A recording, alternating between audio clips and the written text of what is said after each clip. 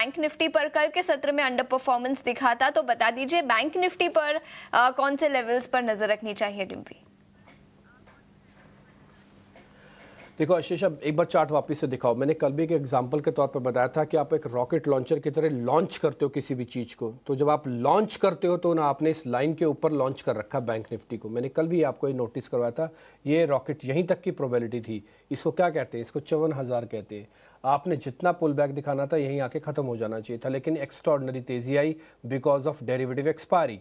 अब एक्सपायरी खत्म हो गई तो इसको कंसोलिडेट करना पड़ रहा है। कल आप देखो बैंक निफ्टी जैसा बड़ा प्लेयर जो कि करीब 55,000 के आसपास अभी चल रहा है, वो भी अपने आप में 40 पॉइंटों के दायरे में ही रुक रहा है। और एक कंसोलिडेशन 1-2 दिन का नहीं है। कहोगे तो देखो मैं आपको मार्क भी करके दिखाता हूँ। ये करीब करीब 5-6 दिन हो चुके हैं इस कंसोलिडेशन को। करीब करीब 5 से 6 दिन हो चुके हैं इस कंसोलिडेशन में। आप देख रहे हो कि सेंस ऑफ अ कन्फ्यूजन आपको साफ साफ दिख रही होगी। इससे पहले कहीं नहीं थी, सारी ग्रीन कैंडल्स, इसमें सेंस ऑफ अ कन्फ्यूजन भी दिख रही है।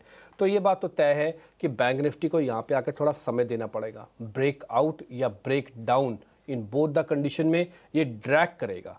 ड्रैग का मतलब खिंचता जाएगा। ये ब्रेक डाउन होगा कि ब्रेक आउट होगा, ये देखना होगा। तो ब्रेक डाउन कहाँ पे होगा? ब्रेक डाउन तो होगा बहुत 54,000 के लेवल पे, लेकिन वो तो बहुत दूर है जी। वो तो यहाँ से करीब 1300 पॉइंट दूर है। तो इसलिए 54,000 तो आपका हो गया make break level. I repeat, 54,000 is a make break level. एक बार आप उसके नीचे चले जाएंगे तो फिर आप इस ऑर्बिट से निकल जाएंगे जो आपको फ्री प्लेस दे रहा है। फिर आप उसी ऑर्बिट के अंदर आ जाएंगे। इस ऑर्बिट के अंदर रेजिस्टेंस भी है, सपोर्ट भी है, ग्रेविटी भी है। खींचेगे भी, टकराओगे भी, लड़ोगे भी, सब कुछ करोगे। लेकिन फिलहाल अभी आप फ्री हैंड वाले एरिया में हो, इसलिए ये आप जो एंजॉय करना है सो भी कर सकते हो। ये 54,000 मेक ब्रेक लेवल है पहला। इससे पहले कोई और सपोर्ट है सर? हाँ बिल्कुल है, 54,800 वेरी इमीडिएट सपोर्ट, 55,000 और इमीडिएट सपोर्ट। तो S1 S2 दिखा दो स्क्रीन पर, इसको हटा दो। पहला सपोर्ट 55,000, दूसरा सपोर्ट 54,800, ये S2 हो गया। इसके नीचे अगर बाजार चला जाता है फिर रुक जाना। ऊपर आएंगे तो कहाँ पे आके रुकेंगे? 55,500, 55,800, ये आपके रेजिस्टेंस एरिया है। ये रेजिस्टेंस एरिया 55,800, ये उसी लीक को मैं बता रहा हूँ जिस लीक को भी मैंने आपको चार्ट पे दिखा के बताया था रेजिस्टेंस है। ऑप्शंस वालों को क्या करना चाहिए? कुछ नहीं करना चाहिए। ऑप्शंस वालों को थोड़ा वेट एंड वॉच करना चाहिए, अच्छे प्रीमियम्स मिल जाए। कल भी मैंने आपको एक ही स्क्रीन पर कॉल और पुट दोनों गलते हुए दिखाई थी। एक ही स्क्रीन पर दोनों को दिखाया था कि दोनों के पैसे कैसे जा रहे हैं मार्केट के अंदर, क्योंकि मार्केट रेंज में रखता है ना तो दोनों के पैसे जाते हैं। और आज भी मेरे को लग रहा है कि मार्केट इन द रेंज रहेगा। ये जो गिफ्ट निफ्टी वाला इम्पैक्ट है, ये अगर 200 को ब्रेक करेगा तो एक्सटेंशन करेगा। अगर 200 को ब्रेक नहीं करता, आई रिपीट माई सेल्फ, 24,200 को ब्रेक करेगा तभी एक्सटेंड करेगा। अगर 24,200 को ब्रेक नहीं करता तो बाजार शायद लंबे मूड में नहीं है गिरने के। ठीक है जी, ये मैंने रफ आपको सारी कैलकुलेशंस बता दी हैं। मेहमान मेरे साथ अभी जुड़ने लग जाएंगे, मैं उनसे भी बातचीत करके आपके सामने सारा व्यू पॉइंट रख दूंगा। एक दो चीज़ें और हैं। आप पिछले 2 दिन से रिलायंस के पीछे खड़े होकर मार्केट को अच्छे से मैनेज हो रहा था।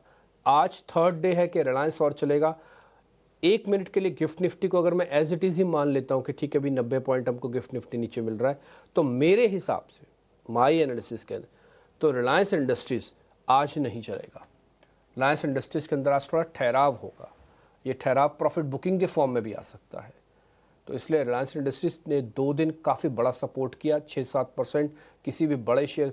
क्या ये वैसे ट्रेंड ठीक है? वैसे तो सुपर ट्रेंड है इसका। ये देखो 7 महीने का कंसोलिडेशन है, 2 दिन में गुम नहीं होता, लंबा खींचता है शेयर।